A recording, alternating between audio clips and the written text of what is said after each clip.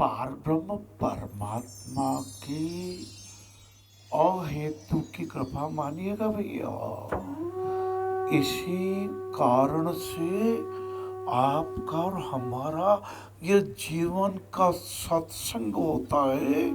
कागभूषण जी के नजदीक भले इस जन्म में हम नहीं पहुंच पाए, भले ही याज्ञवल्क्य जी के चरणों में बैठने का सौभाग्य नहीं मिला, लेकिन तुलसी के बेटे तुलसी जी ने जो रामचरितमानस आपके लिए, मेरे लिए, माताओं, बहनों, दादी जी, इतनी 90 साल की माताएं कृपा करके दान देने के लिए पधारती है। बेटा हम अपने लिए भोग नहीं भोगते, बेटा हमने बहुत संभाल के रखा है, बेटा बहुत सालों से मैं बचा रही हूं। और जब देखा कि विकलांग ठीक होते तो मैं आपके पास आ गई। मेरे आंखों में जब जल भर आता है तो मैं सोचता हूं कि मैं सतयुग में जन्म लिया है मैंने, और आपने और नारायण सेवा के हर साधक ने लाना। छोटा था, पिताश्री जी ने कहा बेटा सुंदर कांड जरूर पढ़ना। मैंने कहा पूज्य पिताश्री जी बाल कांड भी है, अयोध्या कांड में मेरे ठाकुर राम जी का और ठाकुर जानकी जी का विवाह का कितना अद्भुत प्रसंग है महाराज। अरण्य कांड में ज्ञान का प्रसंग, किष्किंधा कांड में हनुमान जी की भक्ति का प्रसंग, और उत्तर कांड में भी अद्भुत ज्ञान और वैराग्य। आपने सुंदर कांड ही क्यों फरमाया? पिताश्री जी ने एक दिन मुझे कहा बेटा आज शाम को जब रात को मंदिर जी के दर्शन करके आ जाऊंगा तो तुम जगते रहना, मैं तुम्हारे को उसका कारण बताऊंगा। और पिताश्री जी ने कारण बताया कि ये समाधान का कांड है, ये शांति का कांड है, ये मनुष्य को उत्साह और उमंग देने का कांड है।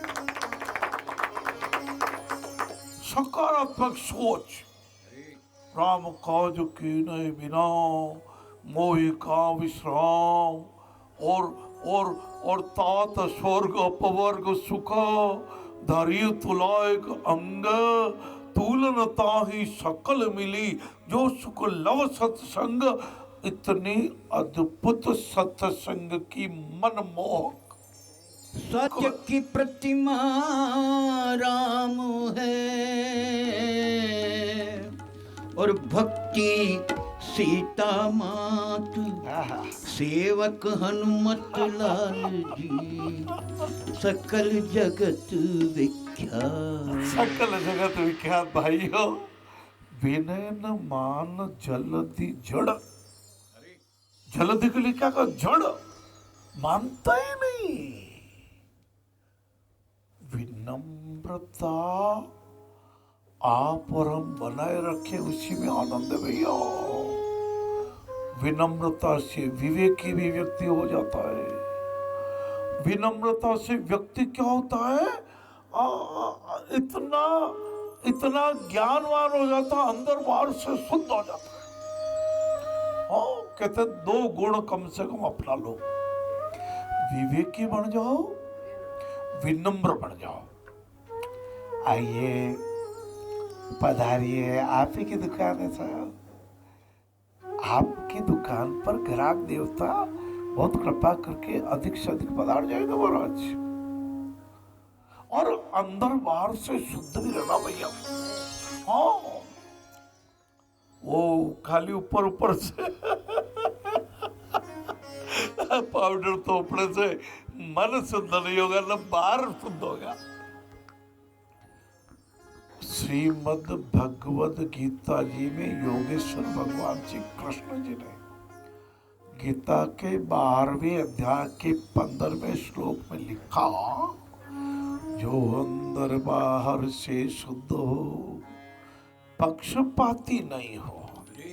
घर में तकलीफें क्या होती है जब पक्षपात होता है।